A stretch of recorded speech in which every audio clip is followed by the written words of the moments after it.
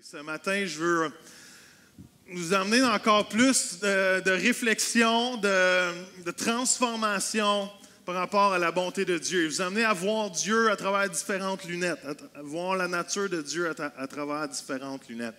On a tellement du bon temps dans la campagne, il y a des débats partout, il y a des bonnes conversations. Pourquoi? Parce que la bonté de Dieu a souvent été une phrase qui était ici, mais jamais connectée avec notre cœur. Et on peut le savoir, cette phrase-là, par cœur ici, mais tant qu'elle ne descend pas ici comme étant un concept, ça ne changera jamais notre vie.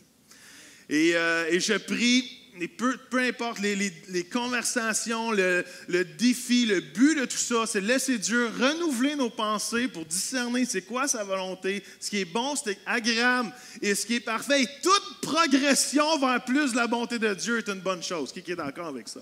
Parce qu'on ne pourra jamais pleinement comprendre l'infinie grandeur de la bonté de Dieu. Mais toute progression vers la bonté de Dieu est remarquable, est extraordinaire et doit être célébrée parce que il y a tellement de témoignages, il y a des victoires, il y a des délivrances. C'est vraiment un melting pot. Et je ne pensais jamais que c'était pour avoir autant cet effet-là. Je savais que c'était un sujet qu'on devait aborder, mais jamais je pensais autant que c'était pour avoir cet effet-là et vraiment brasser nos vies, brasser des réflexions et bâtir et changer nos réflexions pour qu'on puisse penser comme Dieu pense. Amen? Vous êtes d'accord avec ça? Et l'idée ce matin, c'est que je veux vous emmener une différente perspective. Qui sait que avoir la bonne perspective, c'est super important parce que ça l'affecte comment on vit nos vies. Vous êtes d'accord avec cet énoncé? D'avoir la bonne perspective sur une chose affecte nos vies, affecte même notre destinée. Si je peux vous donner le meilleur exemple biblique, peut-être de l'idée de perspective, c'est l'histoire des 12 espions qui sont allés dans le pays promis. Je ne sais pas si vous vous rappelez de cette histoire-là, et qui sont allés inventérer le pays promis et voir qu'est-ce qui se passait. Et ils sont tous revenus avec une différente perspective. 10 ont eu la perspective négative et 2 ont eu la perspective positive. C'était qui? C'était Josué et Caleb. Et ça a affecté la destinée d'Israël au point que le peuple d'Israël a tourné en rond pendant 40 ans et ils sont tous morts dans le désert, excepté 2 qui avaient la bonne perspective et qu'eux ont rentré dans leur destinée dans un pays promis. Come on. Juste pour vous faire réaliser ce matin l'importance d'avoir la bonne perspective à propos des choses.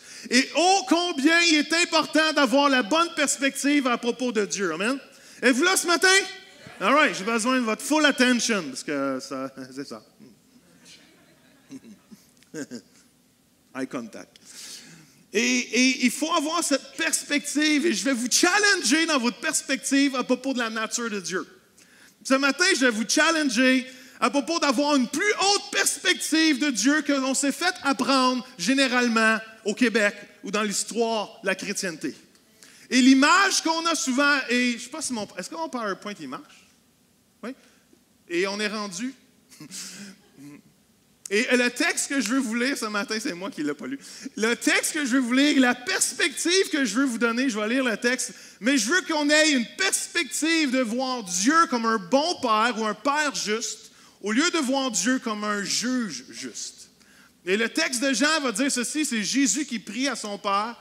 Il dit, Père, toi qui es saint et qui es juste, le monde ne t'a pas reconnu, mais moi je t'ai connu. Et mes amis ici ont compris que c'est toi qui m'as envoyé et je leur ai révélé qui tu étais et je continuerai à te faire connaître. Come on. Pour que l'amour que tu m'as témoigné les remplisse et que moi-même, je vive en eux. Qui pense que c'est une bonne prière de Jésus ce matin? Et Père, je veux déclarer même cette prière pour chacun de nous ce matin. On peut savoir la vraie image et la vraie perspective que Dieu est un bon Père. Et qu'il is a good Father. That's who you are. Come on. Et Seigneur, donne-nous, ouvre nos yeux, afin qu'on ait cette révélation, cette perspective encore plus haute que tu veux nous donner. Tout le monde dit Amen. Mais au Québec, on a été élevé et la majorité des chrétiens sortent d'un catholicisme où que Dieu le Père n'était pas un Dieu nécessairement un Père, était un juge qui condamnait. Et que si on faisait le mal, il nous envoyait des éclairs. la sainteté s'éloignait du pécheur. Et même à travers l'idée calviniste qui est dans l'Église Pentecôte, de la dépravation totale, on a de la misère à voir la bonté de Dieu parce qu'on regarde le monde comme étant dépravé. Mais Dieu a un autre œil et je veux vous encourager ce matin, je ne sais pas si tu peux mettre la prochaine image, Geneviève, de voir, ça c'était l'idée de perspective, la prochaine image, de voir Dieu comme un Père juste au lieu de comme un juge juste. Je pense que de proche, j'ai le même nez, je ne suis pas sûr, mais... Et je veux vous emmener dans cette histoire, et ça se peut que je me trompe, j'ai travaillé super fort hier et ce matin. Probablement la deuxième fois que je vais prêcher ce message-là va être encore meilleur. Mais j'ai vraiment travaillé fort pour bâtir selon une histoire, pour vous faire réaliser c'est quoi la différence entre voir Dieu à travers les lunettes d'un juge, d'un juste juge ou d'un juge juste, ou de voir Dieu à travers les lunettes d'un Père juste. Est-ce que ça fait du sens? All right, allons-y.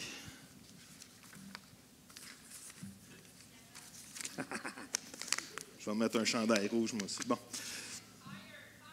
All right. Et voici comment on voit à travers des lunettes d'un juste juge. Et on voit Dieu comme étant un juge, quelqu'un qui veut la justice, mais on voit Dieu comme quelqu'un qui est saint. Et Dieu, juge saint, a créé Adam et Ève. Il a mis Adam et Ève dans le jardin d'Éden et ils avaient une bonne relation ensemble. Ils passaient du temps ensemble, ils se parlaient, ils avaient une super bonne relation.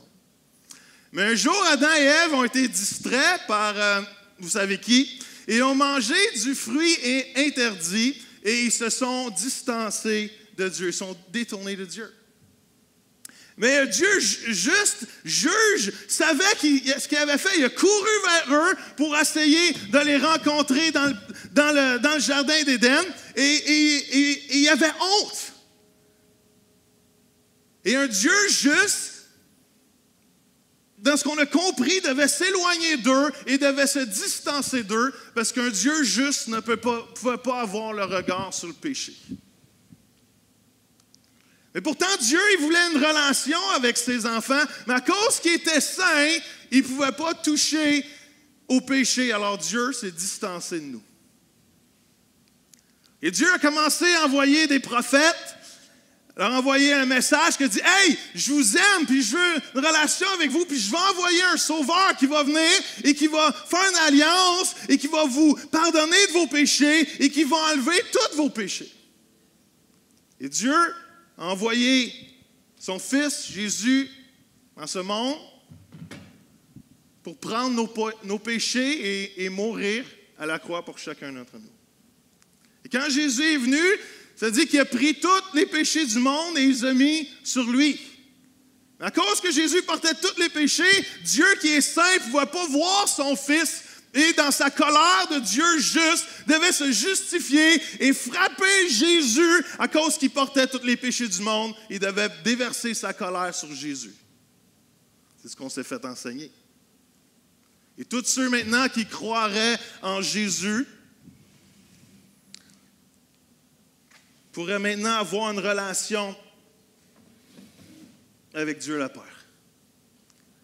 Mais tous ceux, par exemple, qui rejeteraient Jésus, Dieu déverserait leur colère sur eux jusque dans l'éternité. Ça, c'est les lunettes que plus ou moins on s'est fait apprendre et qu'on voit Dieu à travers un juge juste. Mais ce matin, je veux vous enseigner comment voir Dieu à travers les lunettes d'un Père juste. Et je vous garantis qu'au moment que vous allez avoir cette révélation, votre vie avec Dieu ne sera plus jamais la même. Et ce n'est pas parce qu'une pensée est plus populaire qu'un autre qu'elle est la meilleure. Êtes-vous d'accord avec ça? C'est pas parce que des fois, on a vu Dieu à travers une lunette depuis plus longtemps qu'un autre qu'elle est la bonne. Et ce matin, je vais vous faire voir que Dieu n'est pas un juste juge qui cherche à satisfaire sa colère, mais qui est un père aimant qui veut une relation avec ses enfants. All right? Je pense que vous me suivez jusque-là. Je prends une bouteille d'eau parce que j'avais un débit de mots minutes pas mal élevé. All right. Dieu est un père. Et Dieu a créé Adam et Ève. Et tout allait bien. Ils ont eu une bonne relation et Dieu venait dans le jardin d'Éden et avait une relation et parlait avec Adam et Ève. Un jour, c'est le même début, Adam et Ève ont été distraits et ils se sont laissés avoir par, vous savez qui, ils ont mangé du fruit interdit. Et ils ont eu honte. Ils ont mangé du fruit de la connaissance du bien et du mal. Et tout d'un coup, ils connaissaient la différence entre le bien et le mal. Et tout d'un coup, ils savaient que Dieu était bon, mais qu'eux ne l'étaient plus, parce qu'ils avaient été créés. Et Dieu a dit, « That's good. Ça, c'est bon. » Et Dieu, au lieu de se séparer d'eux, au contraire, il a accouru tout de suite dans le jardin d'Éden parce qu'il savait ce qu'il avait fait. Et il n'a pas eu peur de le péché. Il a tout de suite couru après ses enfants qu'il aimait. Mais Adam et Ève avaient honte, alors ils se fuyaient, ils se cachaient et ont réalisé qu'ils étaient tout nus. Mais Dieu les aimait tellement, il dit, hey, écoutez, laissez-moi, je sais que vous avez honte présentement, laissez-moi vous faire du linge. Et Dieu est devenu le premier designer de mode. Eh bien, Adam et Ève avaient honte. Pourquoi? Parce que dans leur péché, ils venaient de découvrir que Dieu est un Dieu saint et que Dieu est un Père juste et que leurs conditions ne matchaient pas avec la sainteté de Dieu. Et tout de suite, ont commencé à penser qu'ils devaient s'éloigner de lui et qu'un Dieu saint ne voulait rien savoir d'eux. Mais Dieu a dit non, comment je veux être avec vous autres? Mais à chaque fois, il s'éloignait de Dieu.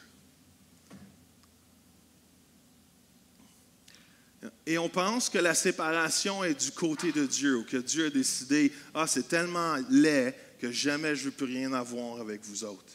Mais savez-vous quoi? La séparation n'est pas du côté de Dieu. La séparation est du côté des hommes qui savent qu'ils ne matchent pas avec la sainteté de Dieu. La bobine de mon vidéo est pognée.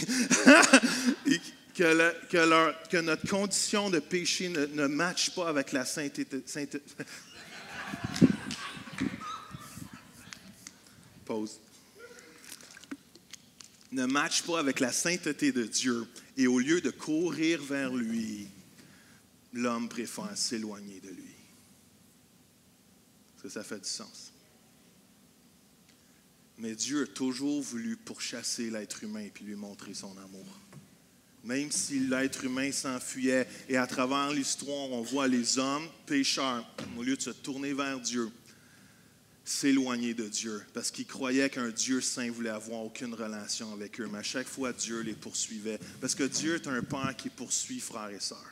Dieu est un Dieu bon. Dieu est un bon berger. Dieu est celui qui quitte les 99 pour aller chercher la brebis perdue. Dieu n'est pas un Dieu qui s'éloigne quand on pêche. Dieu est un Dieu qui est toujours présent, toujours là, et attend que nous, on se retourne et qu'on lui fasse face. Parce que le désir de Dieu a toujours été d'avoir une relation avec nous. Come on. L'être humain s'éloignait toujours de Dieu, mais Dieu voulait toujours le pourchasser, jusqu'à un jour que Dieu a rencontré Enoch. Et ça dit qu'Enoch a cru en Dieu, et quand il a cru en Dieu, ça lui a été imputé en justice.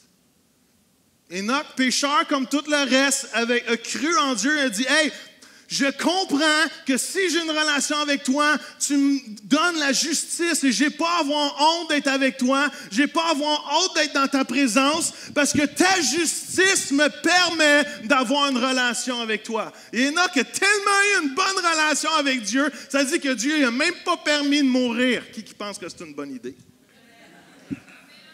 Et est parti avec Dieu et I don't know, on va rencontrer Enoch un jour. On va y poser des questions.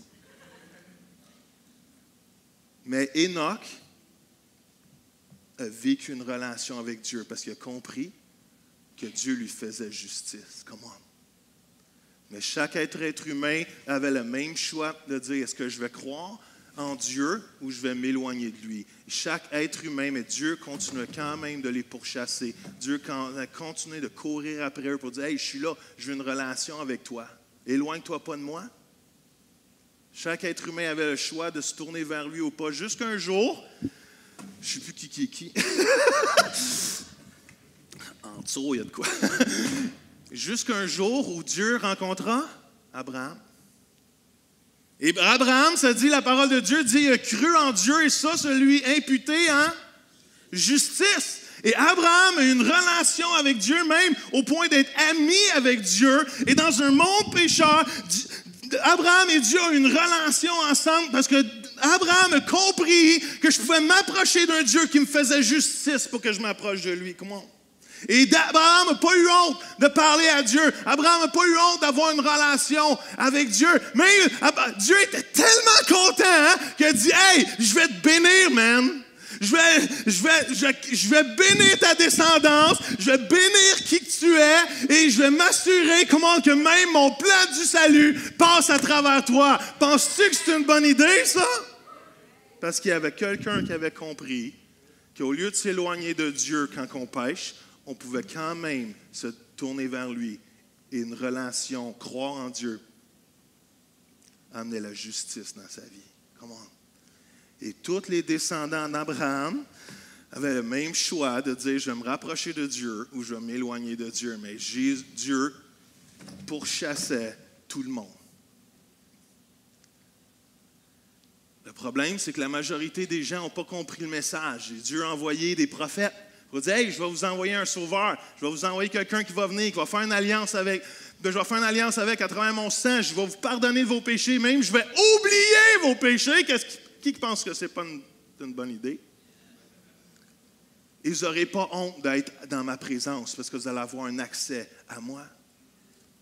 Mais les gens ont mal compris le message et ils pensaient qu'un Dieu saint, ne voulait pas se tenir avec des pécheurs.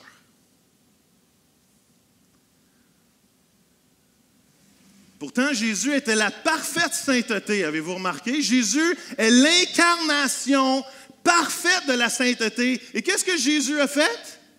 Jésus se tenait avec les pécheurs. Même, on l'a appelé, on l'a surnommé quoi? L'ami des pécheurs. Jésus est la parfaite représentation du Père. Jésus est comme on va nous dire, la parfaite théologie. Et Jésus est l'image et sa job et sa mission était de représenter le Père. Et qu'est-ce que Jésus faisait? Jésus se tenait avec des pécheurs. Mais cette idée-là que Dieu est un bon Père est juste frustre l'esprit religieux. Avez-vous remarqué? Et Dieu envoie Jésus pour marcher sur terre. Dieu en Jésus. Et Jésus commence à annoncer et faire sa mission qui dit, tu m'as envoyé pour sauver le monde et te représenter. Et Jésus a commencé à enseigner comment il était un bon père, mais les Juifs ne pouvaient pas le recevoir. Parce que dans leur tête, un Dieu saint ne pouvait pas se tenir avec des pécheurs. Et Jésus commence à leur dire, même quand tu pries à Dieu, quand tu veux lui parler, appelle-le quoi? Notre Père.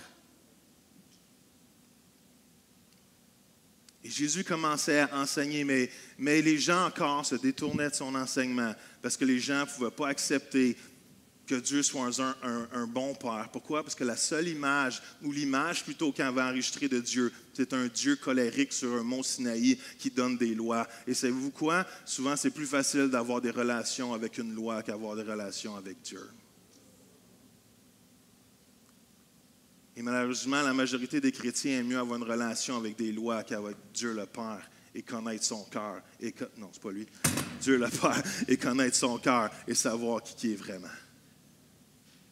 Et Jésus enseignait et Jésus partageait le cœur du Père et de temps en temps, il attrapait quelqu'un qui était prêt à écouter son message. Et un jour, Jésus rencontrait un homme qui s'appelait Zachée. Et Zachée était dans un arbre. Et Jésus lui dit, « Comment, Zachée, je vais aller souper avec toi et le salut rentre dans ta maison aujourd'hui. » Qui pense que c'est une bonne nouvelle? Comment? Et Zachée, les chemises de l'archiduchesse sont-elles sèches? Et Zachée était le pire des pécheurs. Ça disait que dans ce temps-là, les collecteurs de taxes, c'était les pires pécheurs. Mais Zachée était excité que quelqu'un de saint voudrait rentrer dans sa maison, que quelqu'un de pur, que Jésus qui représente l'incarnation de la sainteté viendrait rentrer dans sa maison. Il n'en revenait pas. Pourquoi? Parce qu'il y avait, par sa compréhension de quelqu'un de saint, c'était quelqu'un qui se distançait de lui. Et ça dit que Zachée et Jésus ont eu une conversation ensemble. Et cette conversation a changé la vie de Zachée. Au point que celui qui volait arrive à dire, « Comment, je vais redonner la moitié de mes richesses. Et si j'ai volé quelqu'un, je vais le rembourser 4 fois. » Comment? Et Jésus a dit, « Le salut vient de rentrer dans ta maison. » Comment?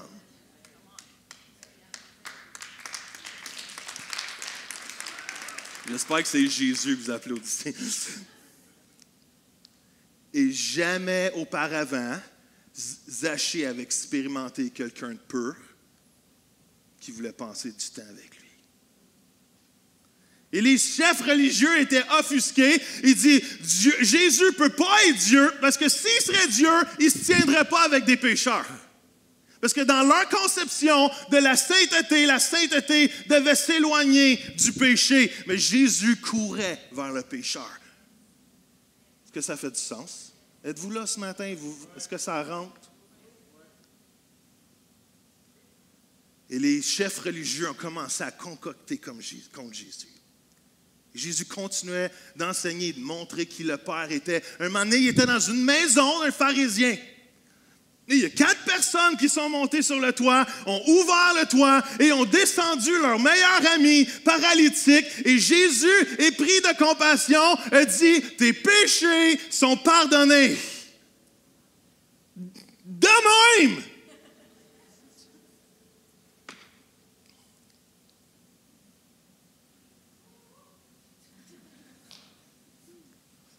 Comment? Et les chefs religieux ont dit, « Non! Le péché ne peut pas être pardonné si facilement que ça. C'est impossible. Et si ça, c'est Dieu, on a un problème, on va être au chômage. » Parce que le processus était d'égorger un animal, que le sang soit versé, et il en avait fait une bonne business assez rentable de scalp de moutons. Il y avait des scalpers en face du temple, comme au Centre Bell, pour nous vendre des moutons. Il dit, ça ne peut pas être Dieu. Et Jésus entendait même ce qu'ils disaient dans leur cœur. Et Jésus a dit, juste pour vous prouver que j'ai la possibilité de pardonner les péchés, laissez-moi vous montrer d'autres choses. Au nom, il n'a pas dit au nom de Jésus, mais il dit, prends ton lit, lève-toi et marche. Piou!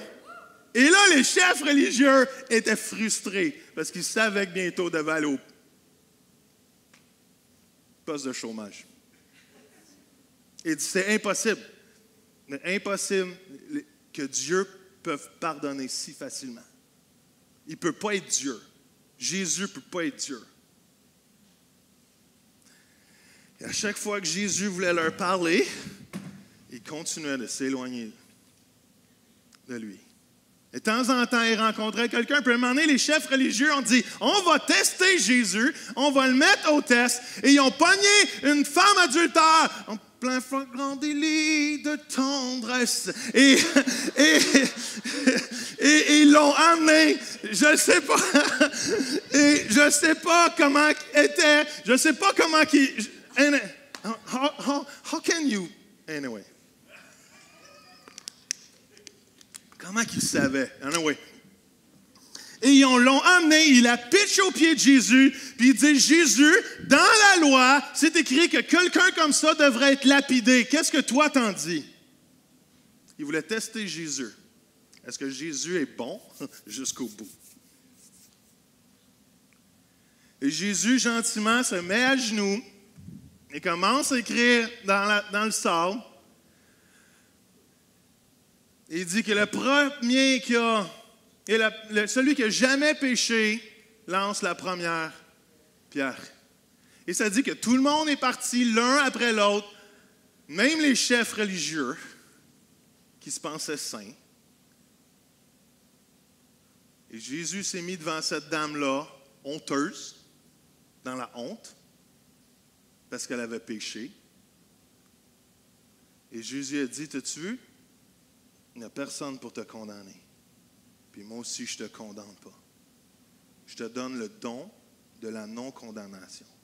Va et ne pêche plus. Et cette femme-là, ça a totalement changé sa vie parce que c'est la première fois qu'elle rencontrait quelqu'un de saint qui ne la condamnait pas.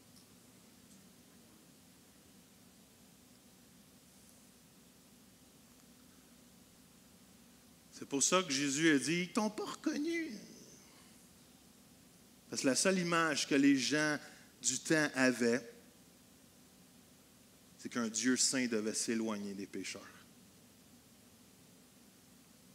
Jésus a essayé de leur dire, il a leur raconté une super belle histoire pour essayer de faire comprendre aux chefs religieux que c'est pas de même qu'il faut se comporter. Et il a dit un jour, il y a quelqu'un qui s'est fait battre, et il s'est fait mettre dans le fossé, il s'est fait laisser là, abattu, saignant, et il y a des chefs religieux qui ont passé à côté de lui, mais à cause que la sainteté ne touche pas au péché, ils ont passé outre et ils n'ont jamais aidé cette personne-là qu'ils considéraient sale. Jésus a dit qu'il y avait un quoi? Un quoi? Ou un qui? Un bon! Excusez, je vous ai surpris là. Un bon Samaritain! Come on! Est-ce que vous savez que Dieu est un bon Dieu? Et ce bon Samaritain-là, que les gens saints considéraient sale, a été celui qui a aidé la personne en besoin. Il a pris cette personne, l'a emmené à l'hôtel, a pris soin de ses plaies et a payé. Et Jésus a dit, c'est qui est la bonne personne ici? Jésus va dire à ses disciples, don't be like them. Sois pas comme eux autres.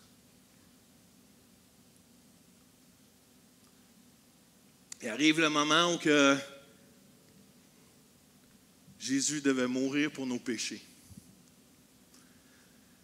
Et Jésus s'est laissé attraper par les chefs religieux. Ne pensez pas que Jésus était trop faible. Jésus s'est laissé parce qu'il savait qu'il devait mourir à la croix pour chacun d'entre nous. Il arrive le moment où que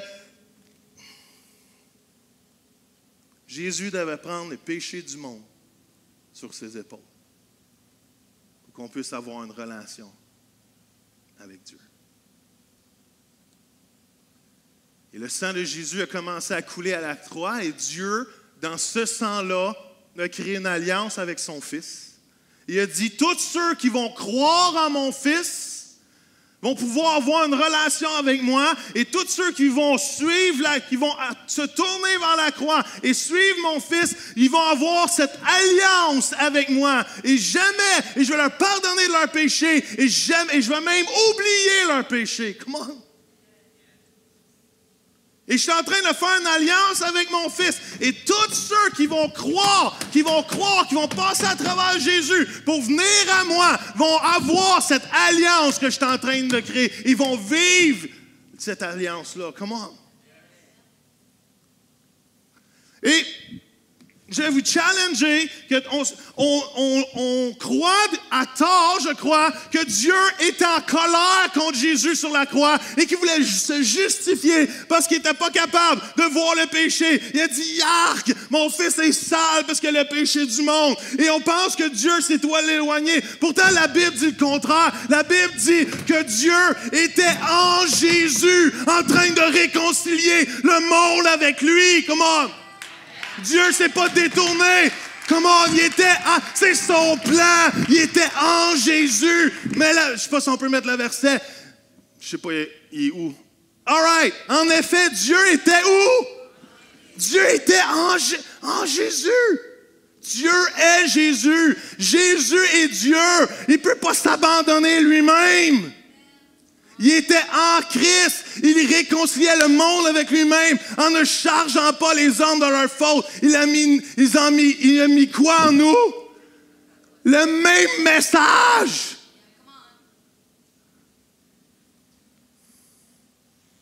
Vous êtes silencieux, vous ne savez pas si vous devez applaudir ou pas ou dire Amen. Mais c'est ce que Dieu a vraiment fait à la croix. Ce n'est pas Dieu qui a tué son Fils à la croix, c'est nos péchés qui ont tué Jésus à la croix. Est-ce que ça fait du sens? Dieu n'est pas un juge qui avait besoin de justifier sa colère. Dieu à la croix est un Père aimant qui voulait tellement être avec ses enfants qu'il est lui-même monté à la croix à travers Jésus pour nous réconcilier avec lui. Come on! C'est ça le vrai message de l'Évangile. C'est ça le vrai message de la croix. Dieu est un Père juste et saint. La sainteté ne s'éloigne pas de toi. La sainteté, elle court après toi. Et Dieu a fait de nous un avec lui. Vous êtes d'accord avec ça? Et qu'est-ce qui se passe dans une alliance? Qu'est-ce qui se passe dans une alliance? Si je me marie avec ma femme, si elle a des dettes, qu'est-ce qui se passe, vous pensez? Ces dettes deviennent mes dettes. Et la plus belle chose qui s'est passée à la croix, c'est que Jésus nous a unifiés avec le Père. Il nous a pardonné nos péchés et a créé une alliance avec le Fils. Et il a dit, tous ceux qui croient en moi vont avoir la même alliance. Et dans cette alliance-là, tout ce qui était à nous devenait à Jésus et tout ce qui était à Jésus devenait à nous. Allô? Et ça dit que Jésus a pris, j'ai aimé, c'est pour ça le mime était tellement bon. Avez-vous remarqué David Jesus, quand il était sur Jean-Yves? Avez-vous remarqué qu'est-ce qu'il a fait? Il a tout enlevé les péchés de sur Jean-Yves, puis il les a emmenés à la croix. Et dans cette alliance-là, Jésus, il prend tous nos péchés et tous les péchés du monde et il le prend sur lui à notre place. Il paye notre dette à notre place. Êtes-vous là un matin? Je pense que c'est une bonne nouvelle, ça. Mais ça ne finit pas là. Ça dit que Jésus est descendu dans le séjour des morts. Il a emmené nos péchés avec lui. Il les a laissés là. Il est sorti après 3 jours sanctifié. Il est monté au ciel. Ça dit qu'à cause que lui est ressuscité, nous aussi, on ressuscite avec lui et qu'il monte dans les lieux célestes et qu'on est assis avec lui dans les lieux célestes et on règne présentement. Et sa vie, qu'est-ce qu'il est en train de faire présentement? Il intercède pour nous puis il nous prépare une place. Il nous prépare une place. Come on! Et je peux vivre victorieux à cause de ce que Jésus a accompli à la croix. Et ça, c'est la bonne nouvelle. La bonne nouvelle, c'est qu'il prend ça. Et la bonne nouvelle, c'est que Dieu prend ce qui est sur Jésus et nous le donne. Il nous donne sa justice. Il nous donne sa grâce. Il nous donne sa paix. Il nous donne sa joie. Il nous donne la victoire. Il nous donne, come on, we are overcomers in the name of Jesus. Come on.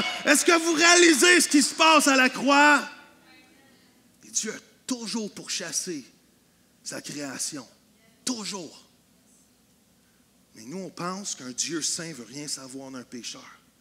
C'est pour ça que notre première réaction quand on pêche, c'est de s'éloigner de Dieu. Parce qu'on voit Dieu à travers les lunettes d'un juste juge au lieu d'un juste Père qui est saint. Dieu n'est pas moins saint, mais la sainteté accourt après toi. La bonté de Dieu me pousse à la repentance. Ouf.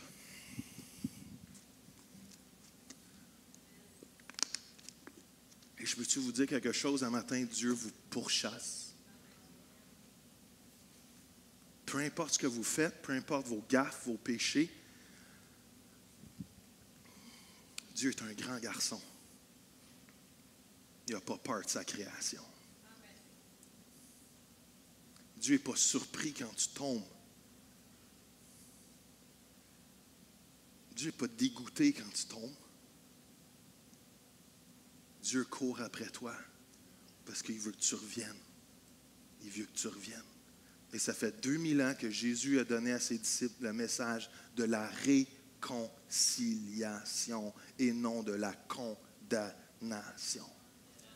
Dieu nous a donné comme message, reviens à la maison. Je t'ai pardonné à la croix. Je ne suis pas fâché après toi. Reviens à la maison. J'ai dealé déjà avec tes péchés. J'ai déjà dealé avec tes péchés que tu vas faire demain. J'ai déjà dealé avec tes péchés que tu vas faire après-demain. Je ne suis pas fâché après toi. Reviens. Je veux une relation avec toi. Je vais prendre soin de toi. Je t'ai pardonné. Arrête de t'éloigner. Reviens à la maison. Et ça, c'est le message que Dieu nous a donné.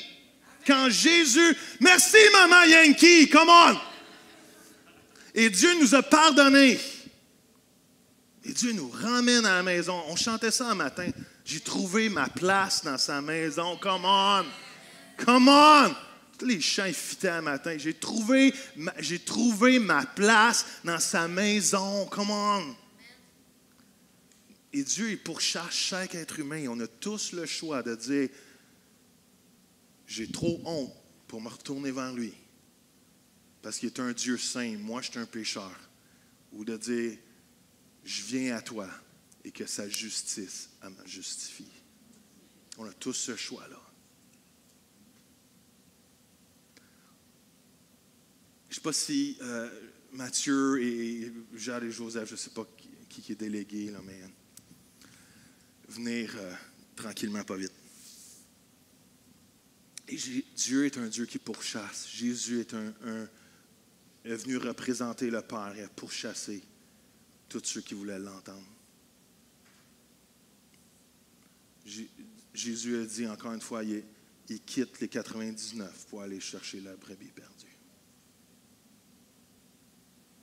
Il y a 3 versets qui nous donnent du trouble pour voir Dieu à travers les lunettes de la bonté de Dieu et on va les adresser. Ça vous tente-tu? Je vais faire mon théologien avec vous autres. Hein? Et le premier verset, c'est Genèse 2,17. Et Genèse 2,17 va dire, mais tu mangeras pas le fruit de l'arbre de la connaissance du bien et du mal, car le jour où tu en mangeras, tu mourras certainement. Et on a associé l'idée de mourir à être séparé éternellement de Dieu.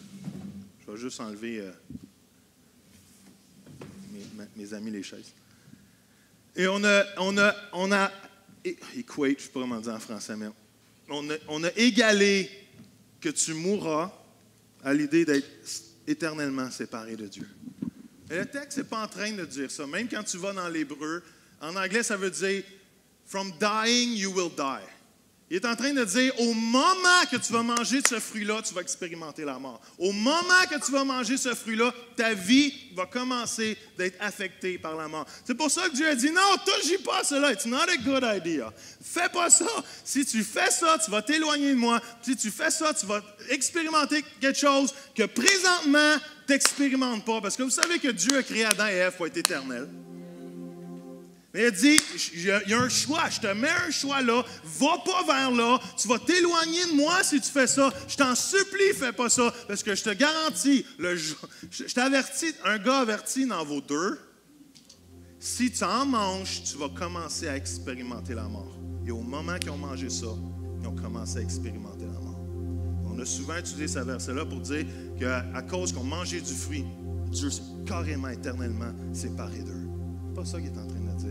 Il est en train de juste dire, vous allez commencer à expérimenter la mort. Et à partir de ce moment-là, ils ont expérimenté la douleur, expérimenté le péché qui amenait la mort. Ils ont expérimenté tranquillement, pas vite, au lieu de vivre éternellement. Ils ont tous commencé à être malades, mourir. Et la vie est de plus en plus courte et de plus infectée par la mort. Et dying, you will die. Si tu prends ce chemin-là, la fin, c'est la mort. Sois pas surpris. On va dire, la mort va rentrer le jour où tu manges ce fruit.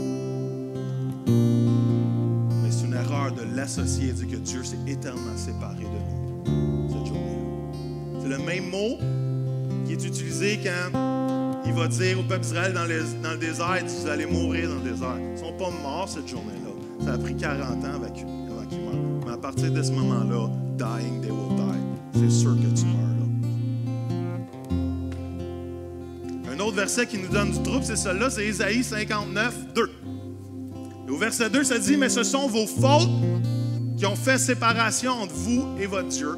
Ce sont vos péchés qui l'ont caché et l'ont empêché de vous écouter. » Et on utilise ce verset-là pour dire que Dieu, à cause de vos fautes, Dieu s'est séparé de vous.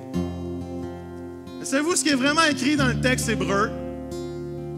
En anglais, ça va dire « Your God that you separated. » Ton Dieu que tu t'es séparé.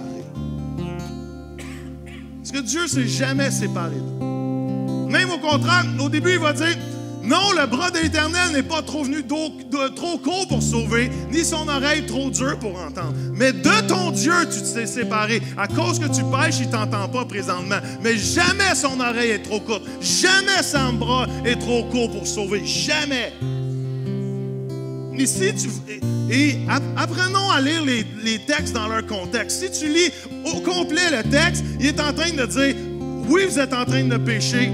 Les conséquences, c'est que vous allez être à Babylone. Mais tout de suite, au chapitre 60, tu commences à dire, « Hey, wake up, people! I'm coming to save you! Réveillez-vous, parce que je m'en viens vous sauver. Je vais vous libérer. Je vais vous délivrer. » Puis savez-vous ce qui se passe au chapitre 61? Il dit, « Come on, l'onction de l'Éternel est sur moi. Il vient pour libérer les captifs, guérir les malades. » Le même verset que Jésus utilisait. Il faut lire les choses dans leur contexte. Et 60, il dit, « Je vais jamais te délaisser. Je vais jamais t'abandonner. » Il faut arrêter de prendre des petites choses et les garder dans l'idée principale de ce que Dieu dit.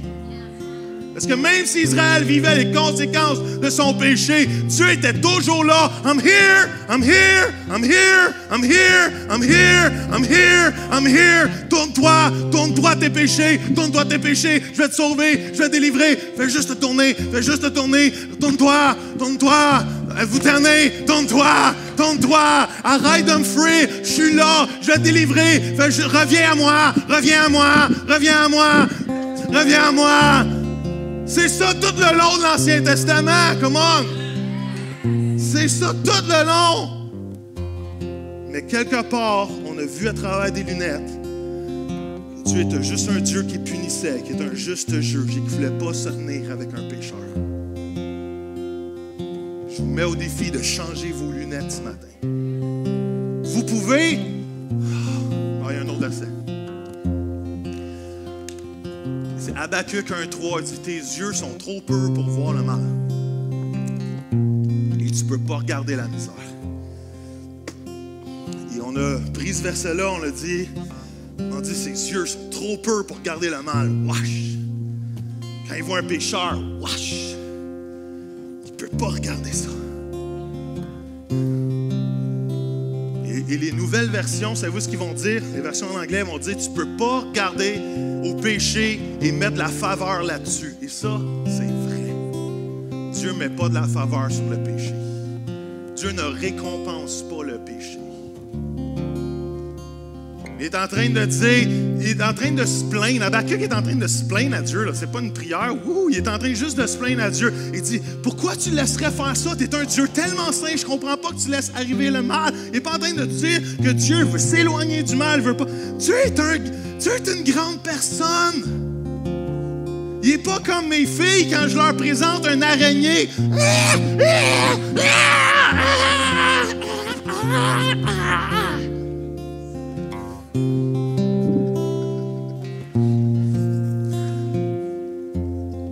Vous pensez que j'exagère, mais c'est pas vraiment loin de la vérité. Hein? Et on pense que Dieu est comme ça quand il y a du péché. I can't touch this. Non!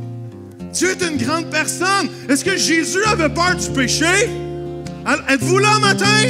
Est-ce que Jésus était là? Oh, une prostituée? Non! Jésus lui parlait. Jésus l'aimait. Jésus courait. Un gars de l'impôt. Non, hey, Zachée, il n'y a personne qui veut se tenir avec toi. Tout le monde pense que tu es la pire crapouille qui n'a pas sa planète. Let's have a lunch. On va aller chez Tim Hortons prendre un café. I want to know you. Je veux te te connaître, je veux connaître ton cœur. Parce que la sainteté ne se distance pas du péché, elle court vers elle. Est-ce que vous avez compris quelque chose ce matin? Le péché, la sainteté ne se distance pas. Et comme j'ai dit, dernier message, Danny, lève-toi, j'ai besoin de Danny, boy, Danny. Obscure, je t'ai pogné. Et à chaque fois que quelqu'un s'éloigne de Dieu, Dieu n'est pas en dire, hey, va-t'en, mange. Il dit pas ça. Il dit, all right, I'm there. Éloigne-toi un peu de Dieu. Just there. Oh, on send Sam. Sam, dis à Danny que c'est un enfant que j'aime, puis que je le pardonne. All right, dis ça. Plus fort, avec autorité. C'est un enfant! C'est tout, c'est assez. Et là, Danny, ça fait wow! Jamais j'avais su que Dieu m'aimait, même si j'étais un pécheur puis je m'éloigne de lui. J'avais jamais compris ça. Mais Danny a le choix de dire, même si Dieu est un Dieu très saint, de juste venir à lui parce qu'il comprend que Jésus l'a justifié à la croix. Et que maintenant, on peut venir dans sa présence à travers Jésus parce que le voile est déchiré. Et qu'on peut venir avec audace dans sa présence. Fait que quand Danny, il va comprendre ça, quand il pêche, mais au lieu de s'éloigner de Dieu, puis de l'Église de Jésus-Christ, puis de la maison de Dieu, ils vont dire, Seigneur, I'm here again. Je suis encore ici. Tout l'ennemi est avec moi pour me lancer des pensées de m'éloigner de Dieu. Mais je sais que même malgré ta sainteté, tu veux une relation avec moi. Alors je reviens à la maison, papa. Parce que je veux jamais être trop loin d'entendre ton oreille et d'entendre ton cœur. Amen.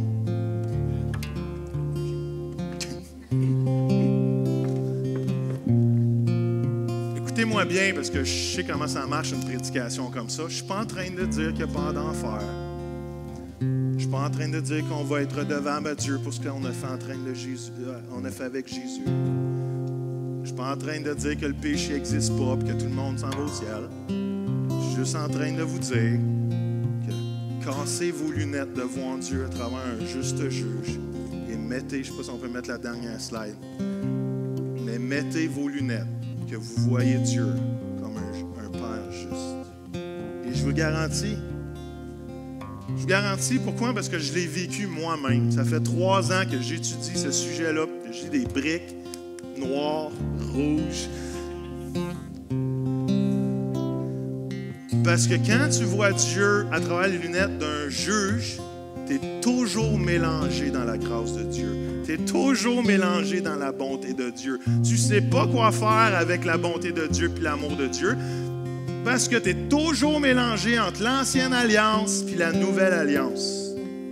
À la croix, là, l'ancienne alliance, elle a pogné un mur et elle a arrêté là. Et à la croix est partie une nouvelle alliance dans le sang de Jésus où que Dieu a dit, je vais vous pardonner, je vais oublier vos péchés. Et tous ceux qui vont croire en mon Fils vont vivre la bénédiction de cette alliance-là. Tous ceux qui croiront en Jésus, je vais leur imputer mon pardon comme justice. Come on. Êtes-vous là un matin? Dieu est bon. Dieu est super bon. Et je prie que le mélange qu'on a des fois, et je sais que ça écoute, moi, ça m'a cherché mon esprit de religiosité au début et je grinçais des dents. Juste à temps que je dis, Seigneur, touche-moi, parce que je veux avoir la bonne perspective. Et j'ai compris la bonté d'un Dieu papa, un papa qui m'aime, et c'est avec lui que j'ai une relation.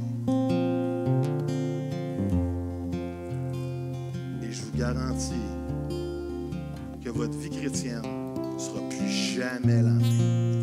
Vous pouvez choisir de mettre vos lunettes d'un Dieu juste. Il n'y a personne qui veut. Vous pouvez même trouver des versets pour l'appuyer, là. vous pouvez, mais je vous garantis, j'ai jamais vécu autant du bon temps avec Dieu et les fruits de la bonté de Dieu et les fruits de la faveur de Dieu le jour que Dieu m'a mis des lunettes de voir Dieu à travers un bon Père. J'ai jamais été aussi proche de Dieu.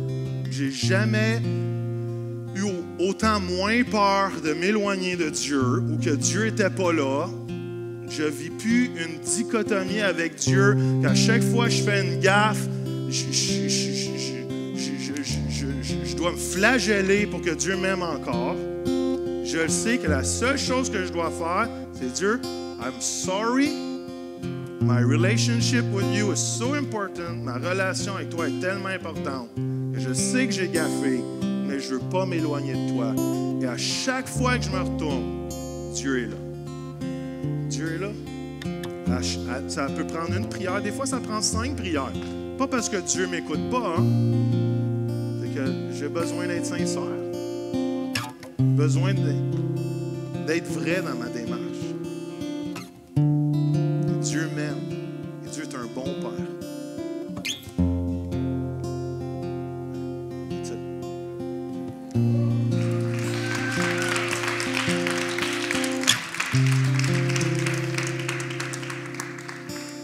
J'aimerais ça que Jade et Joseph chantent cette chanson qu'on a décidé de chanter.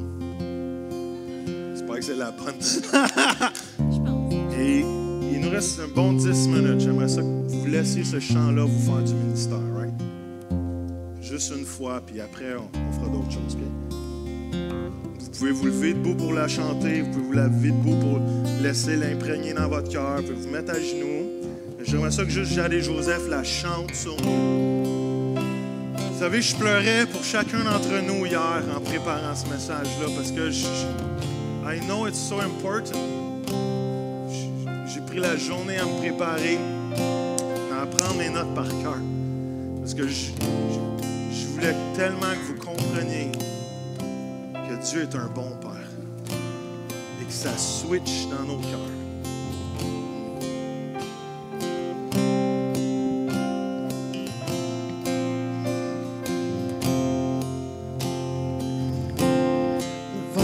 Premier mot, tu me connaissais déjà. Oui, tu es si bon envers moi. Avant mon premier souffle, tu mis ta vie en moi. Oui, tu es si tendre envers moi. Oh, l'amour renversant, extravagant, infini de Dieu. Sans faiblir, il me cherche, il me poursuit, me ramène à lui. Je suis indigne et sans mérite, mais pour moi tu t'es livré. Oh, l'amour renversant, extravagant, infini de Dieu.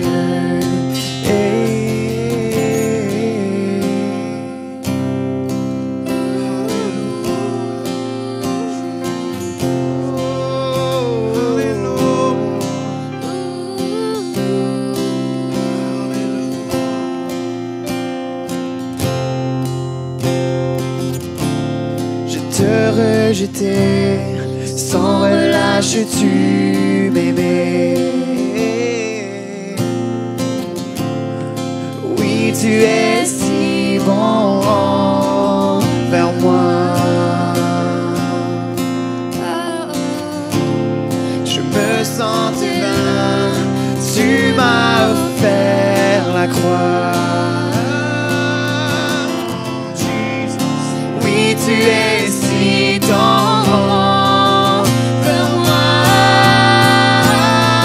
Oh, l'amour renversant, extravagant, infini de Dieu. Sans faiblir, il me cherche,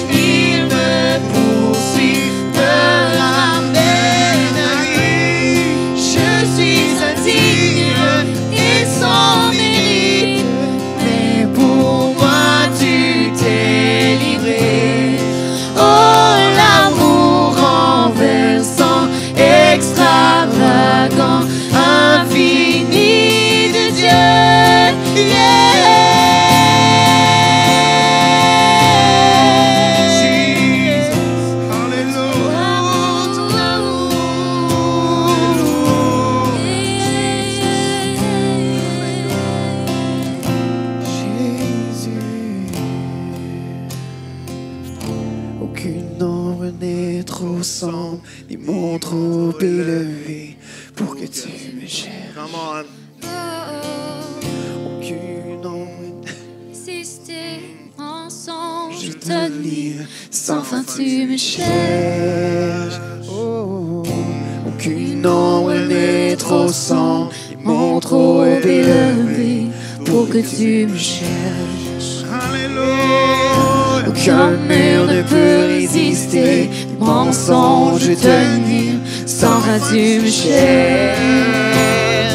Alléluia. L'ombre n'est trop sombre, Ils m'ont trop élevé pour que tu me cherches. aucun mur ne peut résister, Ni mensonge tenir, sans fin tu me cherches. Aucune ombre n'est trop sombre, ils m'ont trop élevé pour que tu me cherches. Aucun mur ne peut résister, ni mensonge tenir, sans fin tu me cherches. Oh, l'amour renversant, extravagant, infini de Dieu. Sans faiblir, il me cherche, il me poursuit, me ramène à lui. Je suis indigne et sans mérite, mais pour moi tu t'es livré. Oh, l'amour renversant, extravagant, infini de Dieu.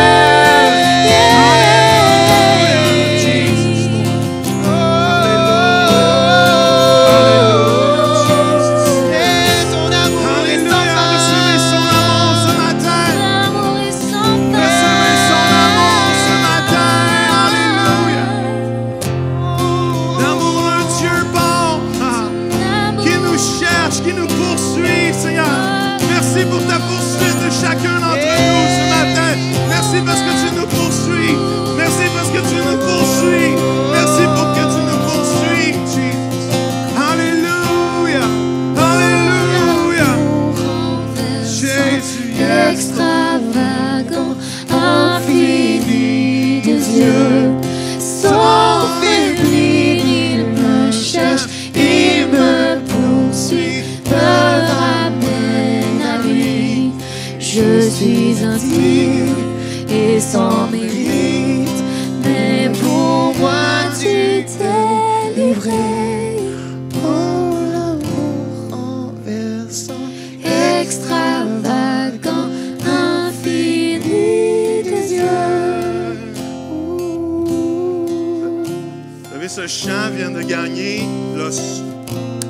le titre de chanson chrétienne de l'année. Et je pense pas qu'il y a de chant qui a été autant célébré et critiqué en même temps. Parce que si tu vois cette chanson-là à travers les lunettes d'un juge, tu peux pas accepter cette chanson. Mais en même temps, c'est la chanson la plus célébrée et la plus écoutée sur la planète présentement, parce que là, le cœur de l'humain a besoin d'entendre un Père qui court vers lui. Et les religieux ne comprennent pas. La religion ne comprenne pas un Dieu qui t'aime et qui te pourchasse. Mais le cœur de l'humain a besoin de savoir qu'un Dieu saint s'intéresse à lui. Et Seigneur, dans le nom de Jésus, je prie pour mes frères et mes sœurs, pour moi-même, que tu puisses purifier nos lunettes spirituelles ce matin et voir Dieu dans sa pleine bonté et dans sa pleine grandeur. Seigneur, je pense à Ésaïe, tu me fais penser à Ésaïe qui a vu le trône des cieux et dans la sainteté de Dieu, il a dit, oh, je ne peux pas être dans la sainteté de Dieu. Mais que Dieu a pris une pierre chaude, est venu toucher les lèvres d'Ésaïe et le purifier. Comment? Et Dieu va dire, qui va aller pour moi? Et Ésaïe a dit, pick me, prends-moi, Seigneur. I want to go for you. Parce que quand tu comprends l'amour de Dieu qui te pardonne devant sa sainteté, il n'y a rien qui va t'arrêter de dire oui à Jésus en retour. Comment? Et Seigneur, je prie pour mes frères et mes sœurs On ait cette révélation de l'Esprit de Dieu, de voir les yeux de Dieu à travers les lunettes de notre papa. Je te remercie pour ce que tu fais, Seigneur, dans nos vies. Je te remercie parce qu'on progresse vers ta bonté. Je te remercie parce que tu nous bouleverses, tu nous transformes, tu nous formes, Seigneur, tu nous ajustes pour voir comment toi tu vois. Parce que, Père, on ne veut pas manquer le pays promis parce qu'on n'aura pas la bonne perspective de ta nature, Seigneur. On ne veut pas manquer la bénédiction de l'Alliance parce qu'on a la mauvaise perspective de ta nature et de ce que tu as accompli à la croix, Seigneur. Et Père, dans le nom de Jésus, aide-nous, comme on a chanté ce matin et maintenant, aide-nous à représenter l'espoir dans ce monde et d'être des dignes représentants de ta bonté. Et que les gens voient sur nos vies tellement de bonté qu'ils vont dire, there's something there. Il y a quelque chose là. Que ta faveur sur nos vies soit telle que le monde entier remarque ton Église. Et dans quelle liberté l'Église de Dieu fonctionne. Et qu'elle peut se dire, wow, I want that. Et que nous, on peut se dire, rentre à la maison. Tu as un Dieu qui veut te pardonner. Tu as un Dieu qui t'a pardonné. Tu as un Dieu qui veut une relation avec toi. Let me eat with you. Et de montrer l'amour de Dieu. Seigneur, tu es un bon Dieu. Tu es un bon papa. Et on veut juste déclarer qu'on t'aime à la folie. Merci parce que tu as quitté les 99 pour venir me chercher moi, Seigneur. Quel privilège d'avoir entendu ta voix et de m'être tourné vers toi au lieu de m'être éloigné, Seigneur. Quelle grâce que tu m'as faite, Seigneur, de pouvoir, dès un jeune âge, entendre ta voix, avoir des parents qui ont entendu ta voix et qui m'ont emmené à l'église et que moi, j'ai pu entendre ta voix. Quelle grâce que tu m'as faite, Seigneur. Je suis reconnaissant de t'être montré, que tu t'es montré à moi, que tu m'as pourchassé, que tu m'as aimé, que tu m'as choisi, que tu m'as pardonné, que tu m'as transformé. Quelle grâce. Je suis reconnaissant qu'il n'y avait aucune montagne trop haute pour venir me chercher, qu'il n'y avait aucun mur trop large pour empêcher ton amour de me pourchasser. Et Seigneur, je te glorifie. Et avec mes frères et mes sœurs, on te dit merci, Papa. Merci pour ta bonté qui me pousse à la repentance. Et rouvre nos yeux, démêle ce qui est mêlé, afin qu'on puisse voir qui tu es dans ta pleine nature et dans ta pleine réalité, dans le nom de Jésus. Amen. Amen. Dieu est bon. Je vous aime. Peut-être vous avez besoin de réécouter ce message 2, 3, 4 fois avant que ça rentre pleinement. Laissez Dieu vous transformer. Laissez Dieu vous bouleverser ce matin. Allez à vos groupes de vie. On a 3 groupes de vie aujourd'hui. À Sainte-Julie chez Isabelle et Hugo chez... S'il y en a qui veulent se joindre, si vous dites « Hey, je veux apprendre, je veux jaser », venez me voir, on va vous inclure, ça va nous faire plaisir. Et on se voit la semaine prochaine avec Sandra Kouamé et Sophie et Désiré. Yes! Bonne semaine.